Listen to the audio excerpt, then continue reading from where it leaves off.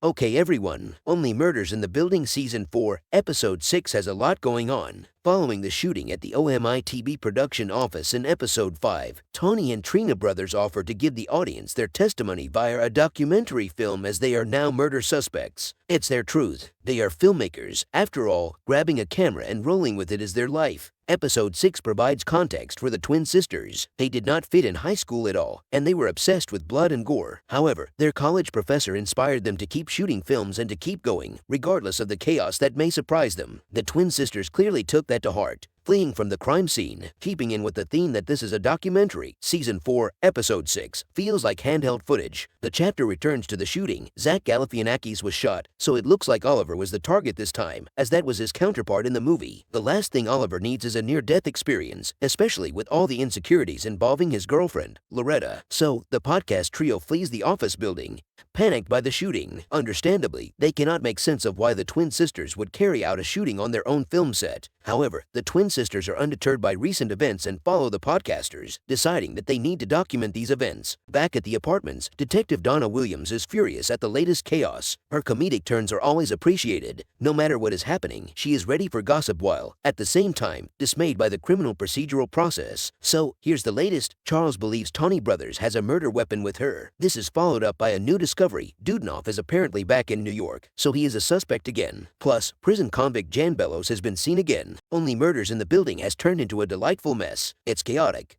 but in an entertaining way. Bev heads over to the apartments. Panicking after the shooting, she assures everyone that the police are investigating and that it will not impact the production of the movie. She wants everyone to sign a waiver. Bev represents the typical corporate executive, profits over safety. There were 2 murders in the building. Attention turns to the West Tower after the podcasters learned that Vince Fisher was in the movie The Desecration of Alice, directed by the Tawny and Trina Brothers. He explains that he worked with them alongside Dudnoff who was their movie professor at college. Plot twist: in a brief moment of desperation, they try to use Vince's mini-drone to inspect the twin sisters' office, but accidentally destroy it. Ruddy Thurber may be good at Christmas themes but is terrible with technology. Season 4, Episode 6 ups the ante in the closing moments. The dog, Gravy, accidentally knocks over Saz Pataki's ashes, but what's revealed is 2 left metal shoulder joints. Second plot twist: Saz was not the only body in the incinerator. There are 2 murders in the building. Desperate times mean desperate measures. The podcasters go on the offense and turn the cameras on the twin sisters while interrogating them. The sisters provide information with zero pressure. They admit they were in the apartment building on the night of the murders to meet Dudnoff, their film professor. They gush how they were his star pupils and the first person to believe in them. When asked if they would kill for Dudnoff, they said yes. But then the interrogation turns to sorrow. It's revealed that the other left shoulder joint belongs to Dudnoff. It was he who was in the incinerator alongside Saz Pataki. The sisters are mortified.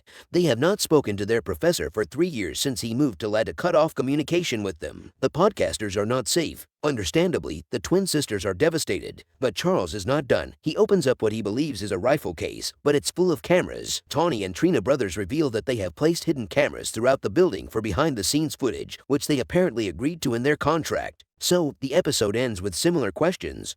Who killed Saz? Who killed Dudnoff? Who was pretending to cash checks at the bodega as Dudnoff? As the episode concludes, the private cameras are taken down as it's clearly an insane breach of privacy. However, it's revealed that one of the cameras taken down does not belong to the sisters. The camera links to Saz's phone. Then, the podcast trio learns they are all being spied on and targeted. The killer is constantly watching them. In unison, they all receive a message saying, "I'm watching you." The episode ends in ominous terms. The podcast trios have no choice but to flee the building they live in. They are no longer safe.